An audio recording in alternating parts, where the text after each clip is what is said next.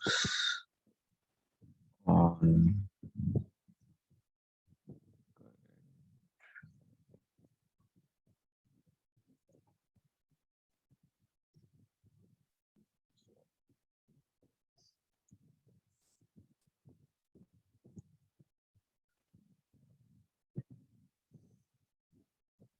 इस समय मैं कोई डेरिवेशन नहीं करवा रहा हूँ। ठीक है ना, अब डायरेक्ट फॉर्मूले पे थोड़ा जल्दी सिलेबस कंप्लीट करते हैं। अब देखिए, अब आपको क्या करना है, क्या कि मैं किसी भी मैग्नेटिक फील्ड में करंट कैरिंग वायर को रखूँ तो उसमें क्या लगता है, फोर्स लगता है। अब फोर्स का अगर मेरे को निकालना है जनरल फॉर्मूला, तो आपका देखिए, जैसे मान लीजिए ये आपका क्या है, मैग्नेटिक फील्ड है।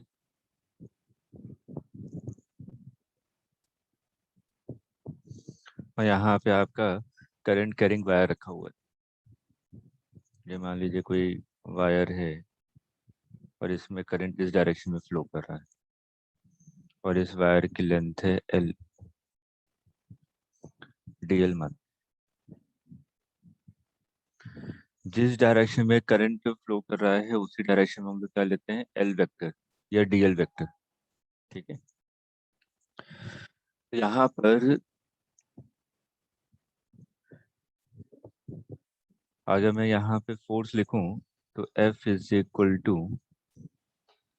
आई D L cross B, small force on small element.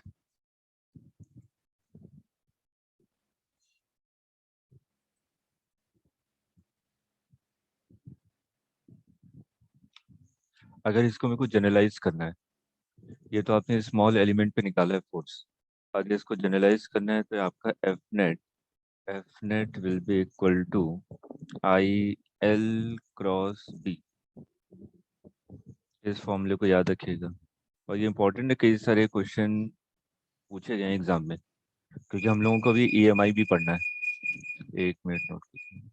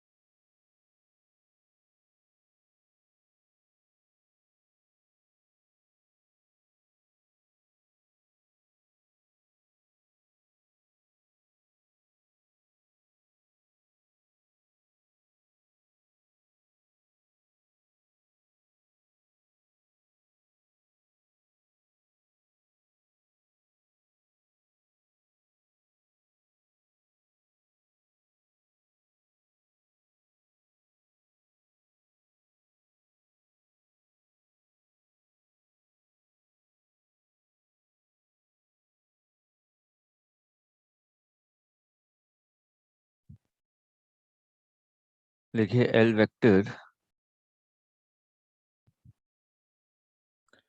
it is the displacement vector joining, it is the displacement vector joining initial point and final point. It is the displacement vector joining initial point and final point.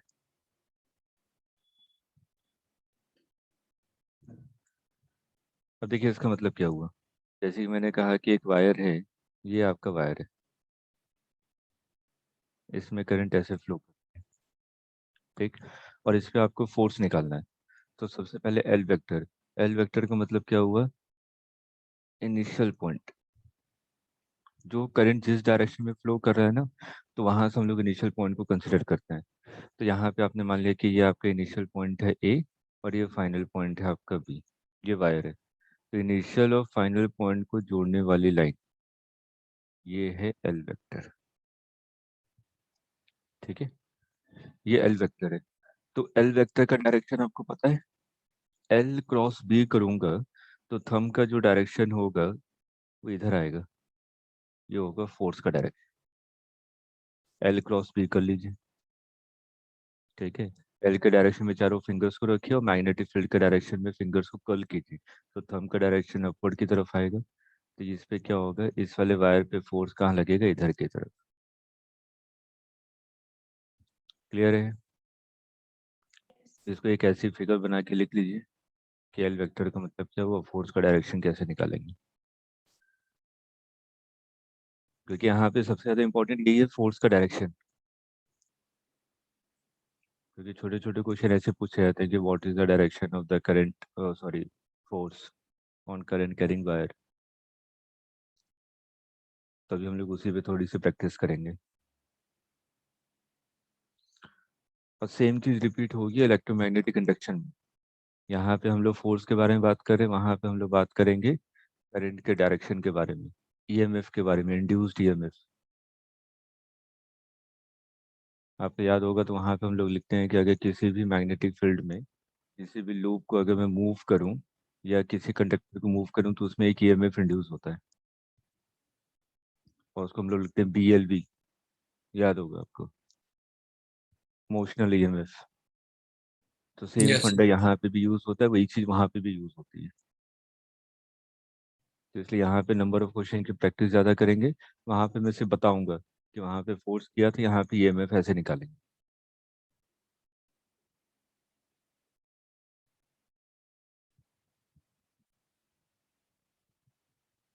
चलिए, पहला question, ये magnetic field है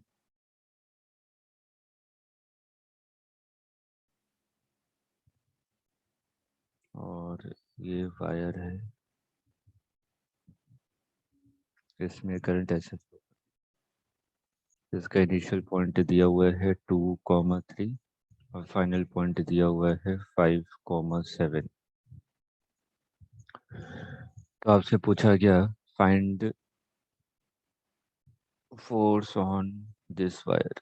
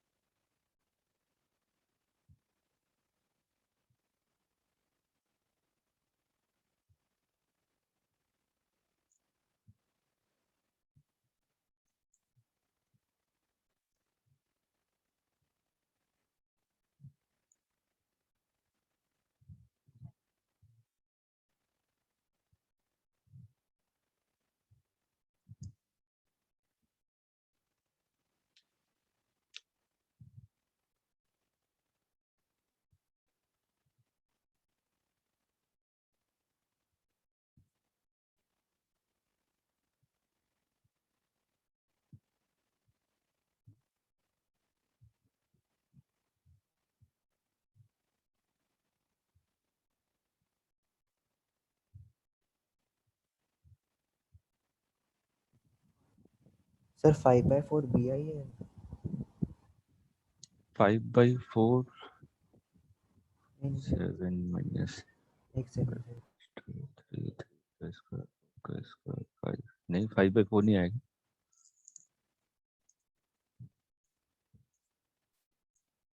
sir 5 BI। हम्म,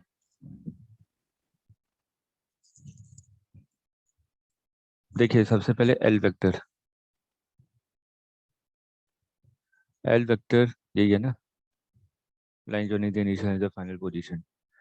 यहाँ पे इसका ये coordinate दिया हुआ और ये कोऑर्डिनेट दिया हुआ है, तो एल वेक्टर कैसे लिखते हैं, आर वेक्टर याद कीजिए, R2 position vector minus R1 position vector.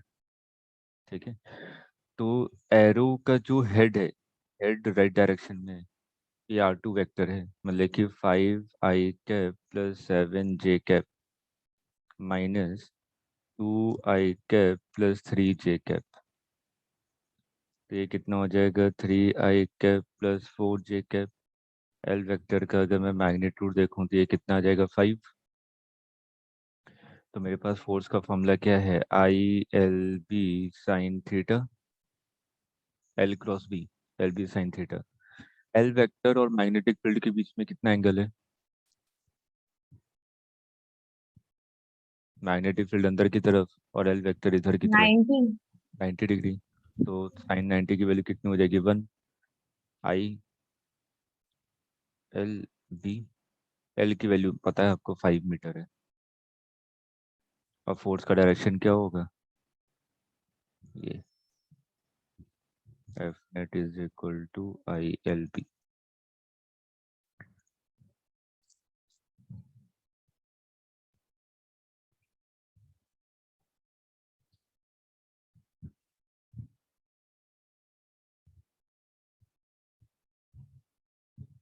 Clear है? Yes. चलिए,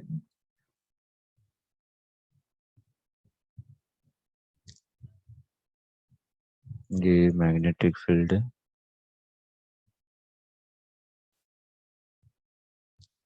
यहाँ पे आपका सेमी सर्कुलर वायर है, करंट ऐसे फ्लो कर रही है और इस सेमी सर्कुलर वायर का रेडियस r है।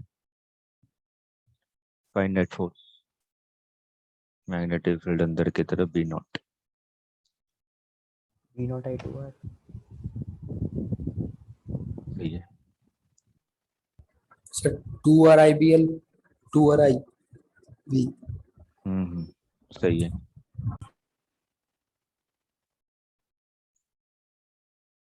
Simple F is equal to ILB sine theta. तो हम लोग एल वेक्टर के बारे में बात करें तो एल वेक्टर क्या है आपका, line joining the initial and the final point, ये हो गया एल वेक्टर। एल वेक्टर और मैग्नेटिक फील्ड के बीच में कितना एंगल है 90 डिग्री, साइन 90 की वैल्यू 1। ठीक। एल वेक्टर है क्या, एल वेक्टर का मैग्नीट्यूड कितना है 2r। इनिशियल पॉइंट और फाइनल पॉइंट के बीच की डिस्टेंस कितनी है 2r। सिंपल डिस्प्लेसमेंट ऐसे निकालते हैं ना, तो एल वेक्टर डिस्प्लेसमेंट है और कुछ नहीं है। ठीक। यहाँ पे इनिशियल और फाइनल पोजीशन के बीच की डिस्टेंस आपके 2r है, I into 2r into magnetic field B not और साइन 90 की वैल्यू 1।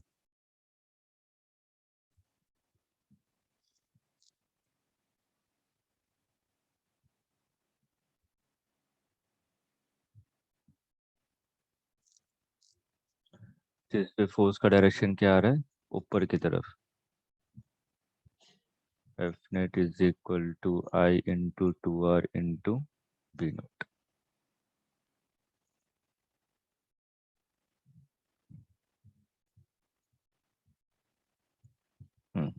नेक्स्ट,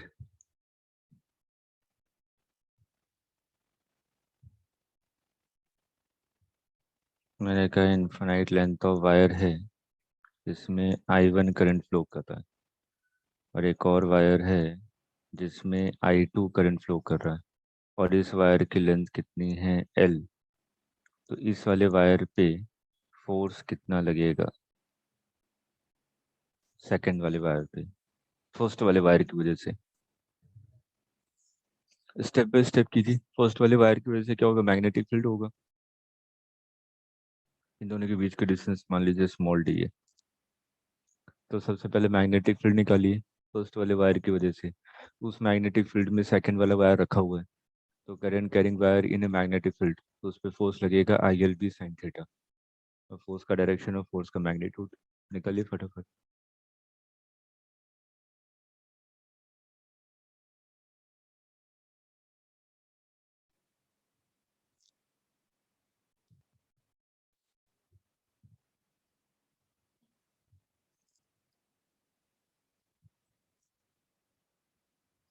सर ये तो एक फॉर्मूला ही आ गया शायद।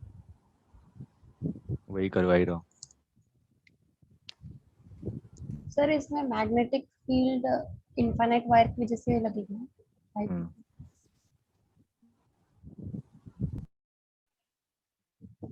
सो फॉर्मूला है सर इसका तो न्यू सर अरे न्यू नॉट फॉर्मूला I1 क्या, फॉर्मूले I2। के पीछे क्यों पड़े हुए हैं, तरीका तो आपको पता है ना, वो तो निकालिए। सर मैं बताऊं, हाँ हाँ बोलिए। Mu not I1 I2 L upon 2 pi D. सही है। सिंपल सा तरीका, सबसे पहले मैग्नेटिक फील्ड निकालिए।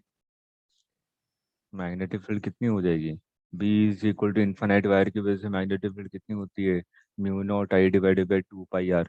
याद है? तो ये मैग्नेटिक फील्ड हो जाएगी mu not I1 divided by 2 pi D. इस मैग्नेटिक फील्ड में क्या रखा हुआ है? करंट कैरिंग वायर रखा हुआ है।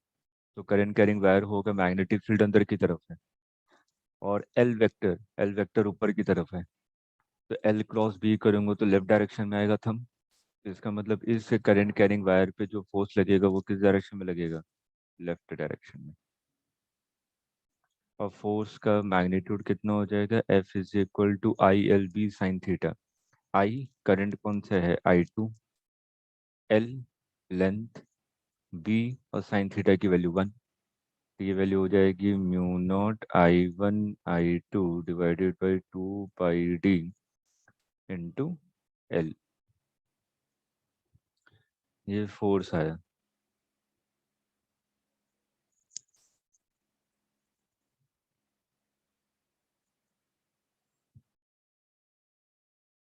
क्लियर है?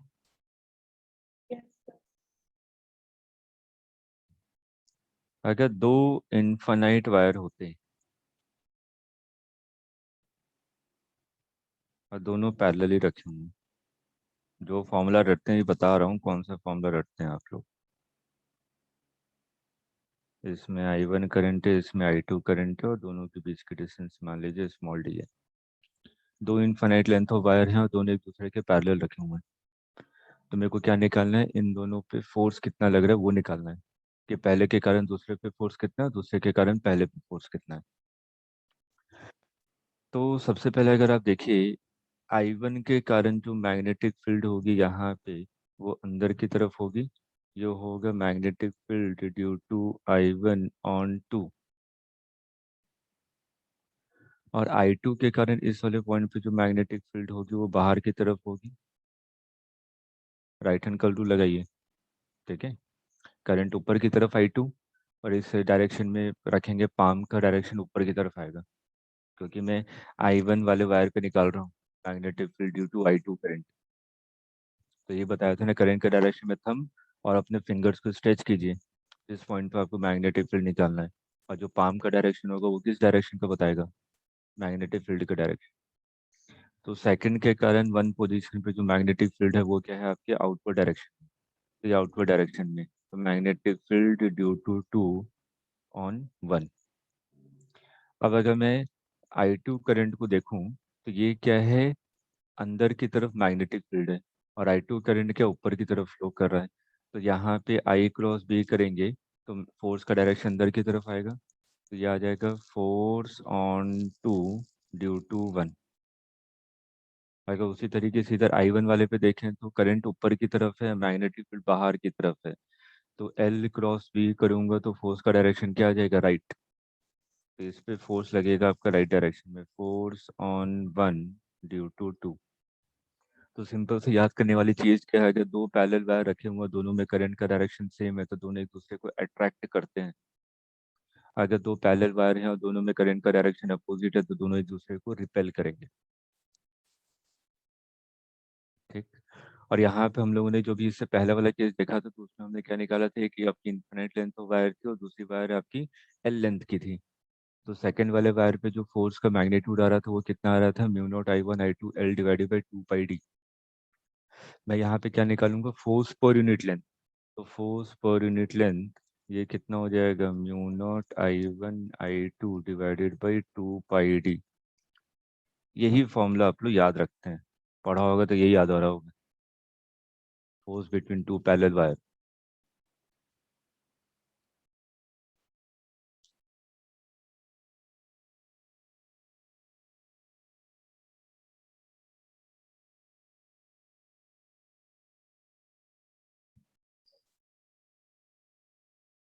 पॉइंट जरूर लिख लीजिएगा, दोनों में अगर करंट का डायरेक्शन सेम है तो आपके अट्रैक्ट करेंगे, अपोजिट है तो रिपेल करेंगे।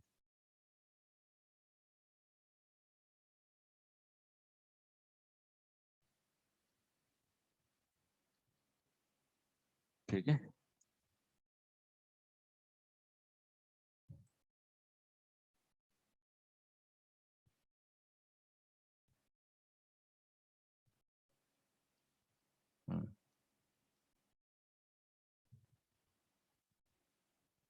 ये इनफाइनाइट लेंथ ऑफ वायर है, इसमें I1 करंट फ्लो कर रहा है।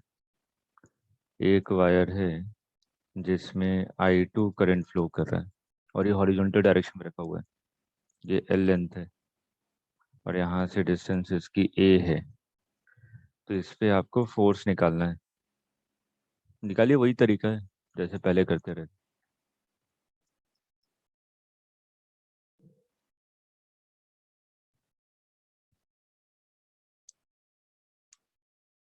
इससे पहले वाले केस में जब आपने निकाला था तो वहां पे आपने देखा था कि जो वायर है, वायर के हर एक पॉइंट पे जो मैग्नेटिक फील्ड थी इनफाइनाइट वायर की वजह से वो सेम थी। 0. जीरो? कैसे जीरो? क्या जीरो था? देखिए, यहाँ पे अगर हम लोग देखें तो इस इनफाइनाइट वायर की वजह से किसी भी पॉइंट पे जो मैग्नेटिक फील्ड थी वायर पे, वो सेम डायरेक्शन में थी और सेम मैग्नीट्यूड पे था, क्योंकि हर एक पॉइंट की डिस्टेंस d थी। ठीक है, तो मैंने डायरेक्ट IL भी कर दिया था। लेकिन अगर मैं यहाँ पे देखूं, इस वाले पोजीशन पे मैग्नेटिक फील्ड अंदर की तरफ होगी, लेकिन ये डिस्टेंस तो कुछ है ना। अगर इस वाले पॉइंट पे निकालूं तो डिस्टेंस कुछ और है। तो इसका मतलब वायर के हर एक पॉइंट पे जो मैग्नेटिक फील्ड आएगी वो अलग अलग आएगी। तो जब भी ऐसा केस होता है तो मेरे पास एक ही तरीका है, क्या? इंटीग्रेशन। Integration. कीजिए, फटाफट ट्राई कीजिए। सबसे पहले स्मॉल एलिमेंट के कारण आप लोग निकालेंगे कि फोर्स कितना आ रहा है, उसको इंटीग्रेट करेंगे तो नेट फोर्स आ जाएगा।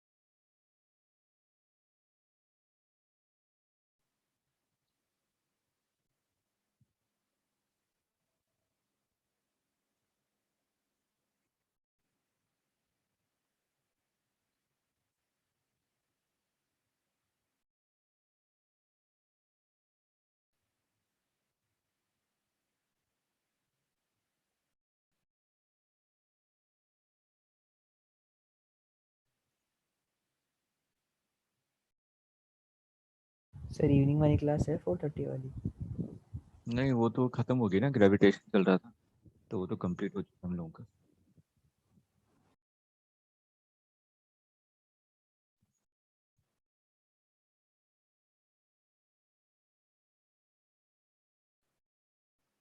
So mu naught I1 I2 by 2 pi d A into A plus L.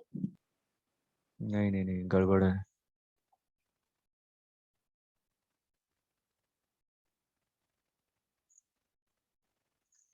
चलिए, तो हम लोग यहाँ पे क्या करेंगे, सबसे पहले किसी भी x पोजीशन पे, x डिस्टेंस पे एक स्मॉल एलिमेंट लेंगे dx। ये करते हैं ना। और इस पे अगर हम लोग फोर्स का डायरेक्शन निकालें तो ds का डायरेक्शन क्या, राइट? तो L क्रॉस B, तो फोर्स का डायरेक्शन क्या आ जाएगा, ऊपर की तरफ।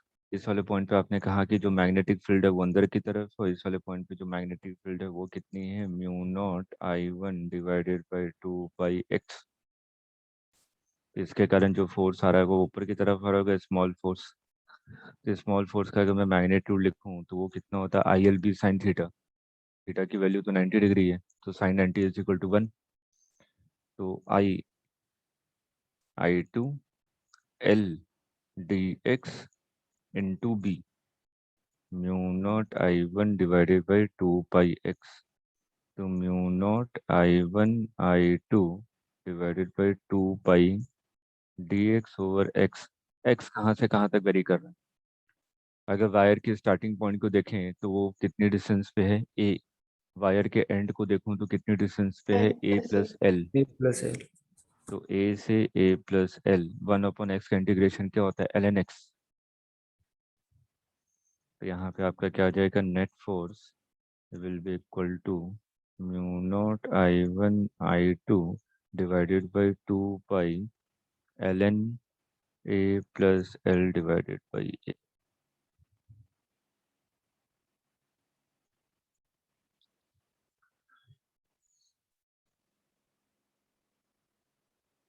ये सब स्टैंडर्ड क्वेश्चन है और इजी है, इतना तो आना चाहिए इंटीग्रेशन आप लोगों को।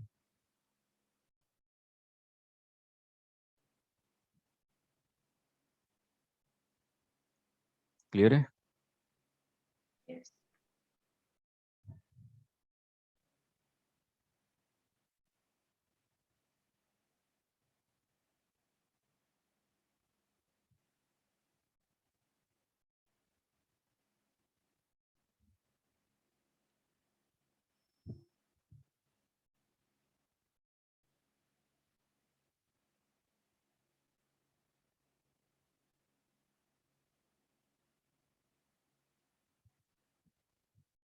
एक स्क्वायर लूप रखा हुआ है, इसमें करंट ऐसे फ्लो कर रही है, तो find net force.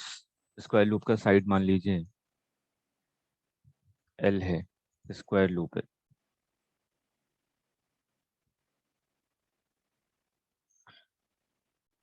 Find force on square loop, magnetic field है आपकी B, करंट मान लीजिए I।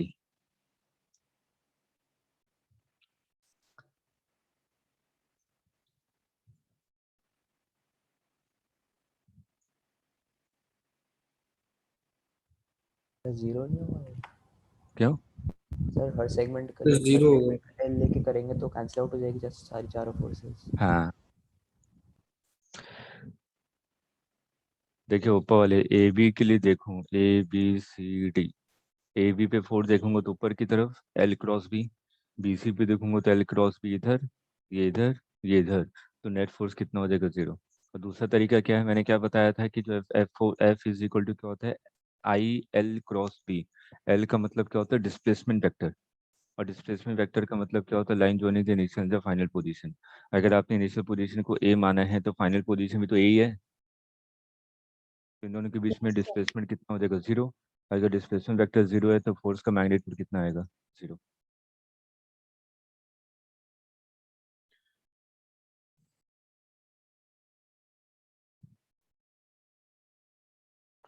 तो अगर किसी भी लूप को जिसमें करंट फ्लो कर रहा है और उसको मैं मैग्नेटिक फील्ड में रखूं तो उस पर हमेशा नेट फोर्स कैसा होता है? 0 होता है। लूप कैसा भी हो, स्क्वायर हो, रेक्टेंगल हो, सर्कल हो, या इरेगुलर शेप का हो, उस पर नेट फोर्स क्या होगा? हमेशा 0 होगा। लेकिन ये तभी होगा जब मैग्नेटिक फील्ड यूनिफॉर्म हो, इस चीज का ध्यान रखिएगा। यूनिफॉर्म मैग्नेटिक फील्ड में अगर आपने किसी भी करंट कैरिंग लूप को रखा है तो उस पर नेट फोर्स क्या होता है? 0 होता है। इसी में एक बार नीट में थ्योरी में क्वेश्चन पूछा गया था कि मैंने कहा कि मान लीजिए ये लूप स्क्वायर लूप नहीं होता, कुछ ऐसा होता, इरेगुलर शेप का लूप आपने रख दिया और इसमें करंट फ्लो कर रहा है, तो आपसे पूछा गया कि what will be its shape. Question ये था। अगर आप लॉजिकली देखिए इस पे, आपने क्या कहा कि लूप है और ये यूनिफॉर्म मैग्नेटिक फील्ड में रखा है तो इस पे नेट फोर्स 0 होना चाहिए। नेट फोर्स 0 होना चाहिए, इसका मतलब अगर इस वाले एलिमेंट पे इधर फोर्स लग रहा है तो इस पे इधर लगेगा, इस पे इधर लगेगा तो इस पे इधर लगेगा, इस पे इधर लगेगा तो इस पे इधर लगेगा। मतलब कि चारों दिशाओं में फोर्स लग रहा है, चारों दिशाओं में फोर्स लगेगा तो ये कैसा शेप ले लेगा? सर्कुलर। सब बोला। तो लिख लीजिए, अगर मैं कैसे भी इरेगुलर शेप को लूप को अगर रखूं यूनिफॉर्म मैग्नेटिक फील्ड में तो फाइनली उसका शेप कैसा हो जाता है? सर्कुलर हो जाता है।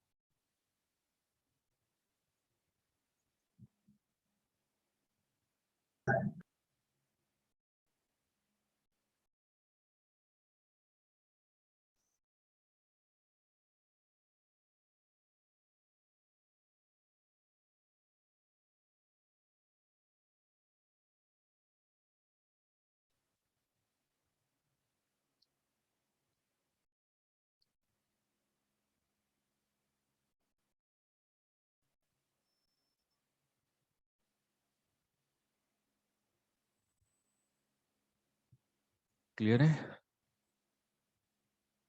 चलिए नेक्स्ट क्वेश्चन।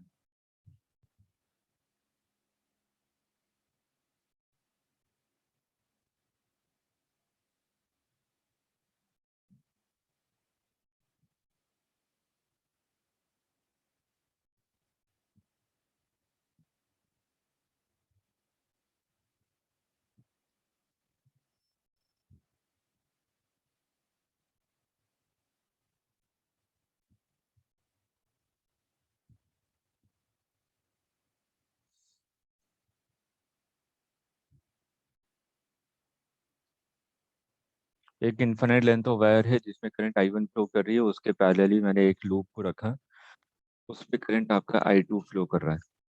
तो उसमें मेरे को बताना है कि इस इन्फिनिट वायर की वजह से इस स्क्वायर लूप पे कितना फोर्स लगेगा, और डायरेक्शन दोनों।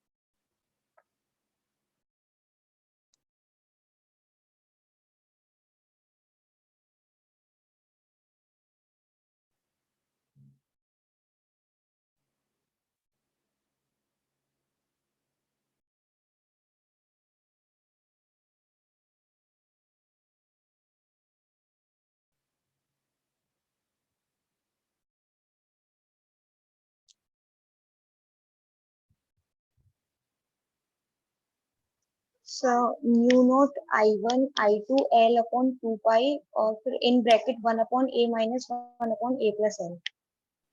हम्म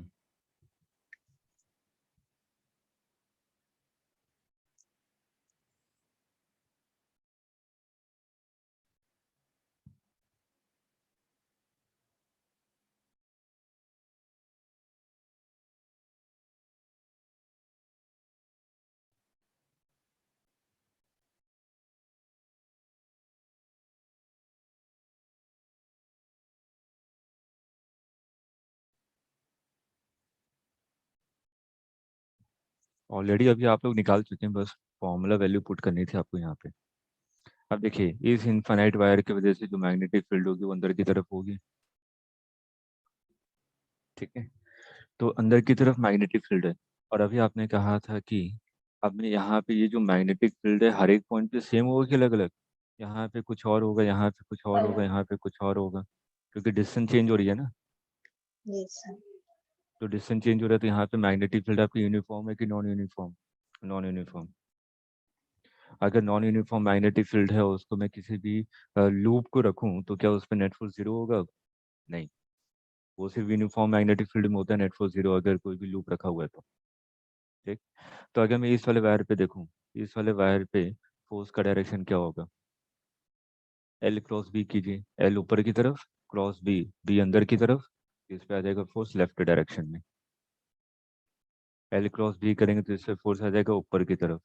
एल क्रॉस बी करेंगे तो इससे फोर्स आ जाएगा राइट डायरेक्शन में। एल क्रॉस बी करेंगे तो इस पे आ जाएगा फोर्स नीचे की तरफ, ठीक। अब ये वाले वायर पे आपने निकाला था फोर्स थोड़ी देर पहले,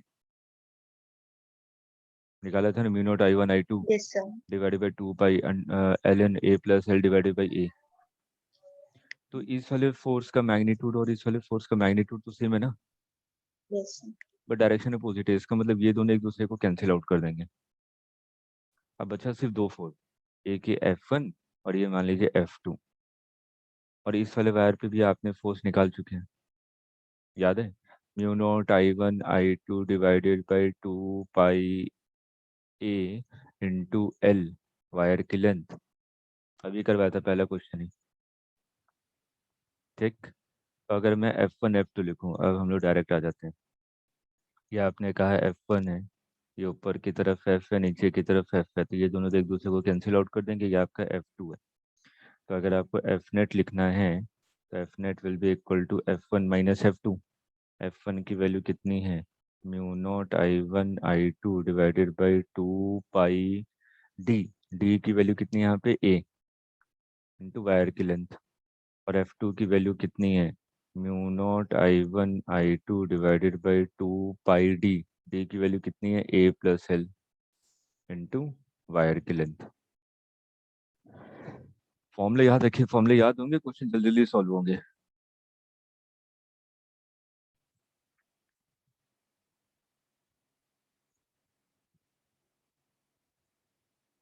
क्लियर है?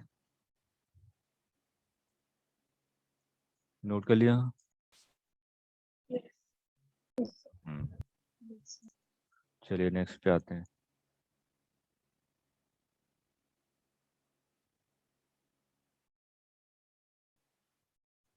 ये आपका इनफाइनाइट लेंथ ऑफ वायर है, इसमें I1 करंट फ्लो हो रहा है। एक ये वायर का शेप है, इसमें I2 करंट फ्लो हो रहा है। तो आपसे पूछा गया find direction of F net, इस वाले लूप में एफ नेट का डायरेक्शन क्या होगा?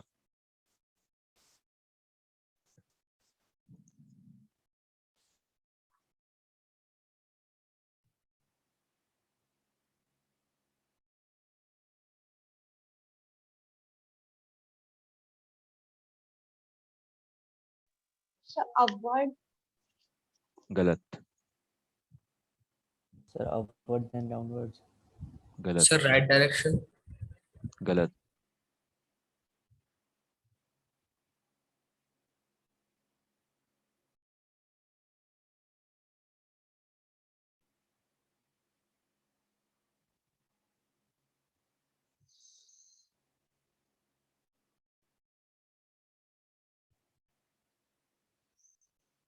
Sir inward. गलत। अरे तुक्के मत मारिए कि 3 4 हो गया तो फिर चौथा, फिर कोई और बोले तीसरा, ऐसे करके नहीं। सोचिए स्टेप बाइज कैसे कैसे होगा। सबसे पहले तो देखिए मैग्नेटिक फील्ड का अंदर की तरफ है, ये ना मैग्नेटिक फील्ड आपकी। अब टुकड़ों में तोड़िए, इस वाले वायर पे फोर्स निकालिए, इस वाले वायर पे फोर्स निकालिए। इस वाले वायर पे, पहले वाले वायर पे फोर्स निकालूं तो इसका डायरेक्शन क्या आएगा ना? L cross B. ठीक। और इस वाले वायर पे निकालूं तो फोर्स इधर आएगा, एल क्रॉस बी। किसका मैग्नीट्यूड ज्यादा होगा, F1 का कि F2 का? F1 का। F1 का। F1 का।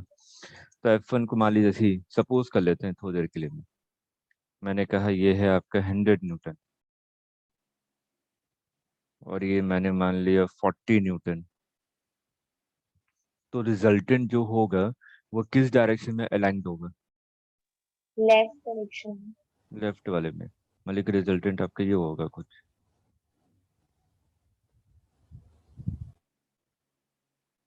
है समझ में? ये है डायरेक्शन, अपवर्ड नहीं है। अपवर्ड तो ये होगा।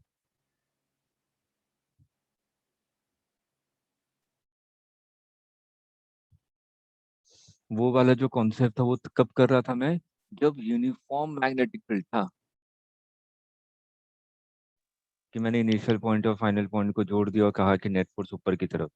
याद है? Yes sir. वो यूनिफॉर्म मैग्नेटिक फील्ड में था, ये नॉन यूनिफॉर्म मैग्नेटिक फील्ड है।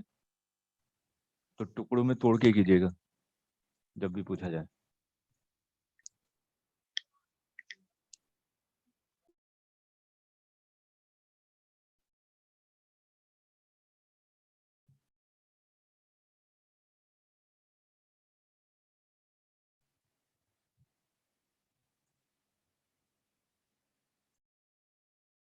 हो गया?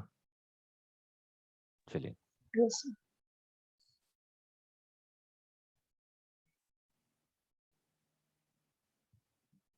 ये आपका इनफिनाइट लेंथ ऑफ वायर है, ये एक और वायर है, I2 करंट फ्लो कर रहा है, ये L लेंथ है। ये हॉरिजॉन्टल के साथ कितना एंगल बना रहा है, थीटा। इस पे आपको नेट फोर्स निकालना है, और ये डिस्टेंस है आपकी A।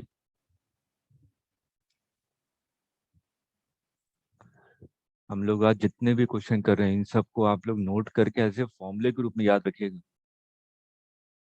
ये सब स्टैंडर्ड क्वेश्चन है, और इसी को घुमा फिरा के क्वेश्चन पूछा जाता है एग्जाम में।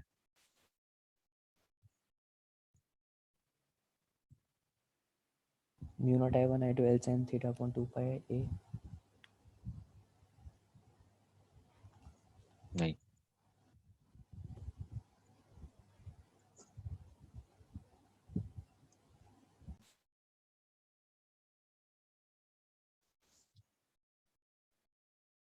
तरीका वही है, बेसिक तरीका। बेसिक तरीका क्या बताया था कि हम लोग सबसे पहले देखेंगे कि मैग्नेटिक फील्ड हर एक पॉइंट पे सेम है क्या, यहाँ पे अलग अलग है। लेफ्ट डायरेक्शन में मतलब रिजल्टेंट निकल के आ रहा है। मैग्नीट्यूड, मैग्नीट्यूड क्या है?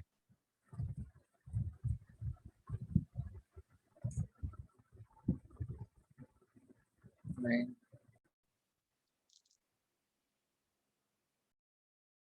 स्मॉल एलिमेंट पे फोर्स निकालिए, उसको इंटीग्रेट कीजिए, कीजिए फटाफट, क्योंकि मैग्नेटिक फील्ड हर एक पॉइंट पे अलग अलग है।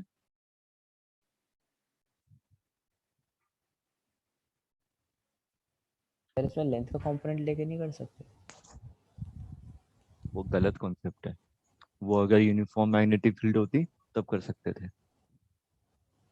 ये नॉन यूनिफॉर्म मैग्नेटिक फील्ड है।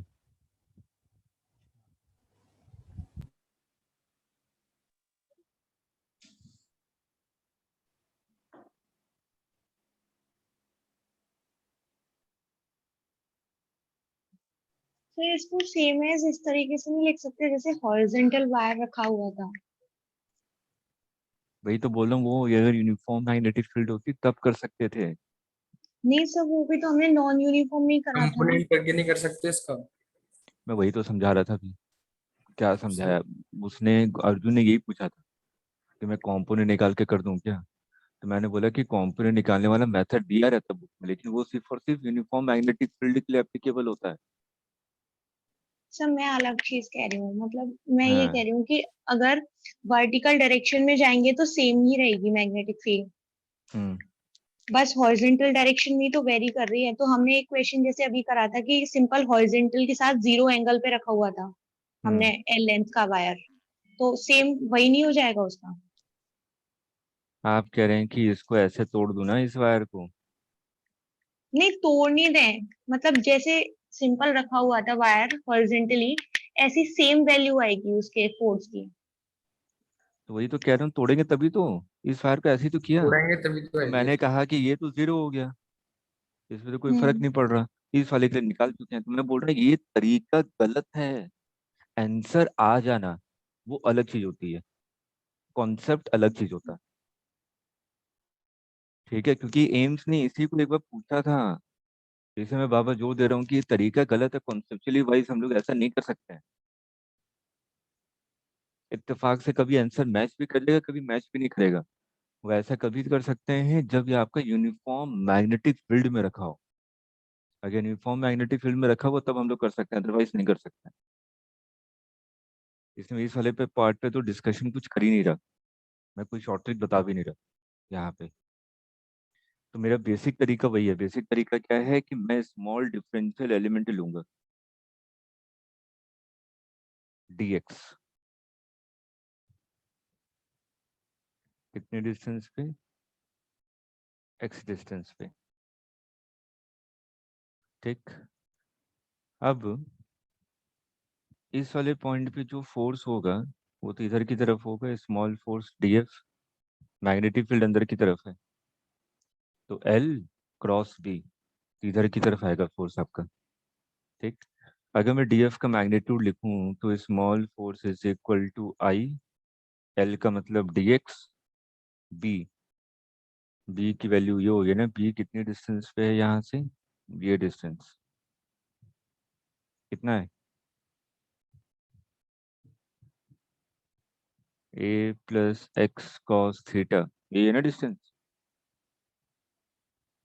x का कंपोनेंट आएगा ना, यस सर। ये ये डिस्टेंस x कॉस थीटा। तो टोटल डिस्टेंस कितनी हो जाएगी, a plus x cos theta. तो b is equal to mu naught I divided by 2 pi d, मतलब कि 2 पाई d, d का मतलब a plus x cos theta. Clear है? स्मॉल फोर्स निकाल लिया। अब मेरे को इसको क्या करना है, इंटीग्रेट करना है। इंटीग्रेट करूंगा कहाँ से कहाँ तक, फटाफट बताइए। एक्स वेरिएबल है, जीरो से सर एल। ए से ए प्लस एल कॉस थीटा तक। जीरो से ए एक्स देखिए मैंने क्या चूज किया हुआ है, वायर के स्टार्टिंग पॉइंट से लिया मैंने एक्स।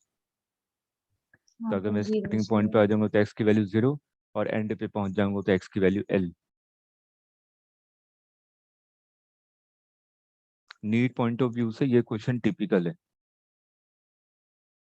उम्मीद कम है ऐसा क्वेश्चन घुमा फिरा के पूछा गया था एम्स में किसी पर्टिकुलर एंगल पे।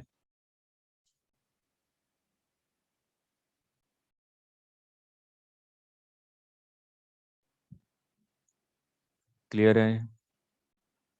Yes sir. इसको सॉल्व कर लेंगे ना, छोड़ दूं? हाँ 1 अपॉन एक्स रिजल्ट का बता इंटीग्रेशन दीजिए। होता है एल एन एक्स। रिजल्ट नहीं है मेरे पास, ठीक है बता दीजिए। ठीक है ना। मैं इसका इंटीग्रेशन 1 अपॉन एक्स का इंटीग्रेशन क्या होता है, एल एन एक्स। मैं फॉर्मूला लिख देता हूँ, क्या फॉर्मूला यूज होगा, 1 plus A plus B X. X क्या होगा, 1 upon B L N A plus B X. ये फॉर्मूला यूज करना है यहाँ पे।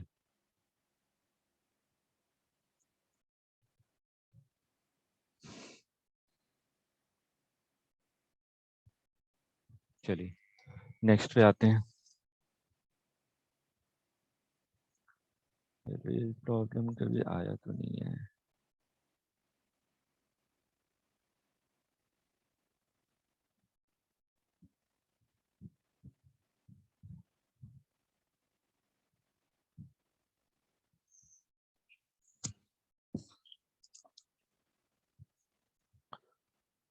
चलिए नेक्स्ट, रियल प्रॉब्लम।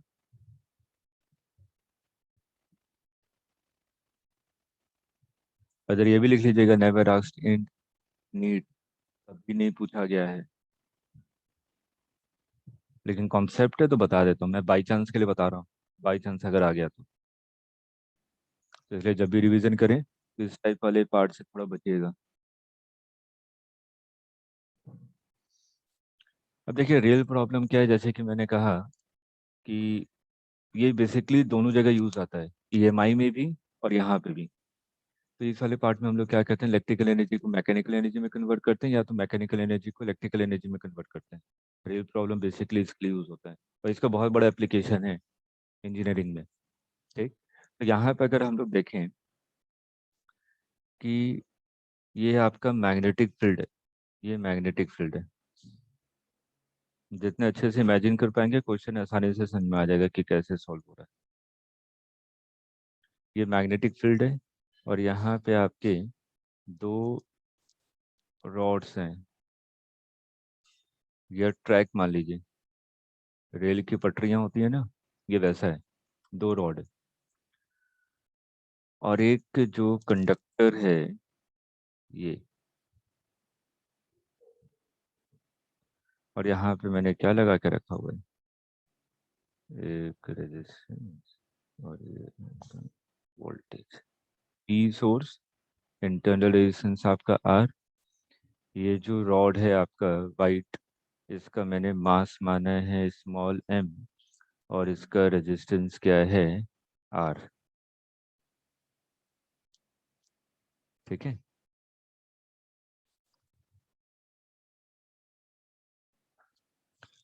और इसकी लेंथ है आपकी एल।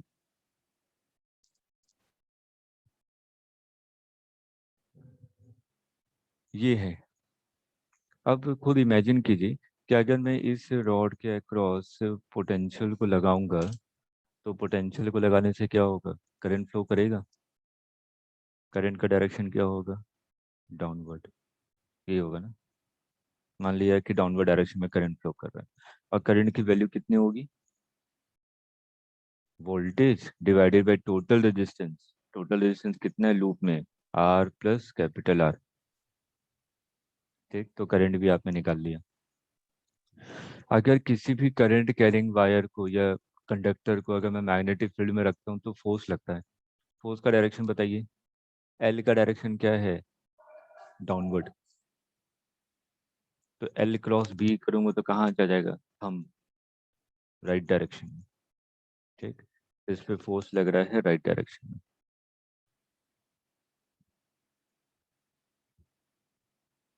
ठीक है, तो इस फोर्स की वैल्यू हम लोग निकाल सकते हैं क्या? ILB साइन थीटा तो 1 है, तो F is equal to ILB, I की value V divided by R plus capital R L B, जो मैग्नेटिक फील्ड दिया हुआ आपको, यूनिफॉर्म मैग्नेटिक फील्ड। अब इतना फोर्स लगेगा तो क्या मैं इसका एक्सेलरेशन निकाल सकता हूँ? Acceleration is equal to force पर यूनिट मास, तो एक्सेलरेशन आ जाएगा फोर्स पर यूनिट मास। अगर एक्सेलरेशन आ गया तो मैंने बोला कि d डिस्टेंस कवर करने में इसको कितना टाइम लगेगा। इनिशियल वेलोसिटी को मैं 0 मान लेता हूँ, तो s is equal to ut plus half at square. तो मैंने कहा कि d डिस्टेंस कवर करने में, तो d is equal to half at square. यहाँ से टाइम कैलकुलेट हो जाएगा। और मैंने कहा कि जब इसने d डिस्टेंस कवर कर ली तो इसकी फाइनल वेलोसिटी कितनी होगी, तो v final square minus v initial square is equal to 2as। u initial 0 था, तो v फाइनल की वैल्यू निकल जाएगी आपकी 2AD। इस टाइप के क्वेश्चन पूछे गए, एम्स ने पूछा है। और देखिए सिंपल सा कॉन्सेप्ट है, बस आपने आपने क्या किया, करंट इलेक्ट्रिसिटी को कंबाइन कर दिया मैकेनिक्स से, और कुछ नहीं किया। मैकेनिक्स में ऑलरेडी एक्सेलरेशन वेलोसिटी ये सब निकालना जानते हैं आप, ठीक है। और इसमें अब अलग अलग वैरायटी होती है कि इसको इंक्लाइन प्लेन में रखते हैं और इसको किसी रफ सरफेस पे मूव करवाएं, तो एक अलग लेवल हो जाएगा। वो आप लोगों के लिए रिक्वायरमेंट नहीं है। मैंने सिर्फ रियल प्रॉब्लम बता दिया कि अगर आ भी गया इससे ऊपर नहीं जाएगा क्वेश्चन, फ्रिक्शन वगैरह को इंक्लूड नहीं करेगा, क्योंकि वो फिर आपका मेंस और एडवांस लेवल का हो जाता है। क्लियर है? तो इसके बाद हम लोगों का नेक्स्ट टॉपिक है मैग्नेटिक मूवमेंट।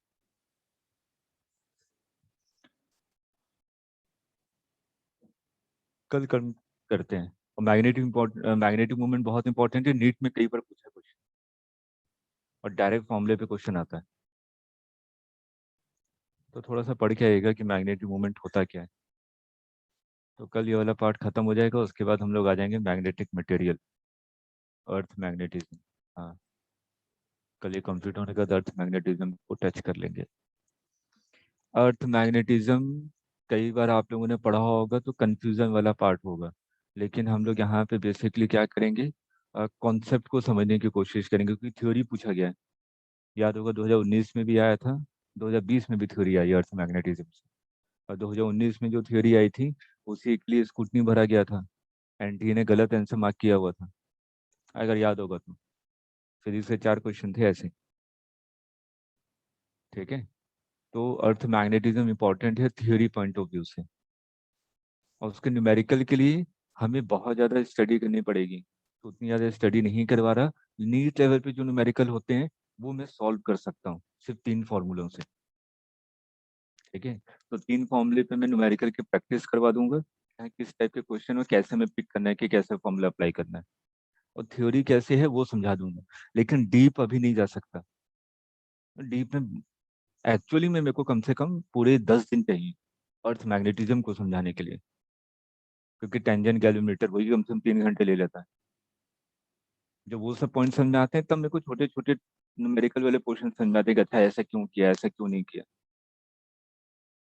तो मैं क्यों और कैसे पे नहीं बताऊंगा, यहाँ पे डायरेक्ट फॉर्मूले पे क्वेश्चन कैसे होता है वो बता दूंगा,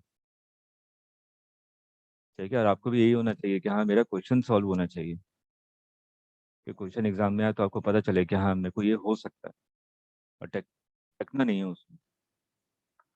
एक क्वेश्चन पेटेंट होता है यहाँ से, थ्योरी वाले पोर्शन से, क्योंकि ये वाला पार्ट है, उसके बाद आपकी थ्योरी आती है किस वाले पोर्शन से, मैग्नेटिक मटेरियल वाले पोर्शन से, फेरोमैग्नेटिक, डायमैग्नेटिक, पैरामैग्नेटिक, उसकी प्रॉपर्टी पे, उसके मैग्नेटिक ससेप्टिबिलिटी देखे होंगे आपने, बहुत सारे क्वेश्चन बनते हैं।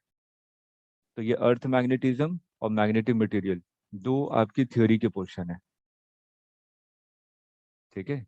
तो उसी थ्योरी पोर्शन से थ्योरी आती ही आती है, और थ्योरी जल्दी समझ में नहीं आती है, तो इसलिए आगे की मेरे ख्याल से 2 या 3 क्लासेस आपके लिए काफी इंपॉर्टेंट होगी थ्योरी पॉइंट ऑफ व्यू। यहाँ तक तो न्यूमेरिकल था जो हम लोग पहला पार्ट कर रहे थे। न्यूमेरिकल यहाँ से बनते हैं आपके, ठीक है। तो कल मैग्नेटिक मोमेंट जो लास्ट टॉपिक होगा इस current magnetic effect of current का। उसके बाद आपकी theory portion earth magnetism and magnetic material. उसके बाद आपका रह जाएगा आपका ईएमआई, ईएमआई के बाद एसी और ईएम वेव्स, खत्म। Sir semiconductors. हाँ मतलब कि मैं ये वाला वो करवाऊंगा मैं इधर 12th के फर्स्ट पार्ट के बारे में बात कर रहा हूँ कि 12th का फर्स्ट पार्ट हम लोग का कंप्लीट हो जाएगा, ठीक है। तो उसका सेकंड पार्ट में मॉडर्न फिजिक्स और सेमीकंडक्टर। मॉडर्न फिजिक्स की इस बार सैटरडे को क्लास लूंगा 3 घंटे की।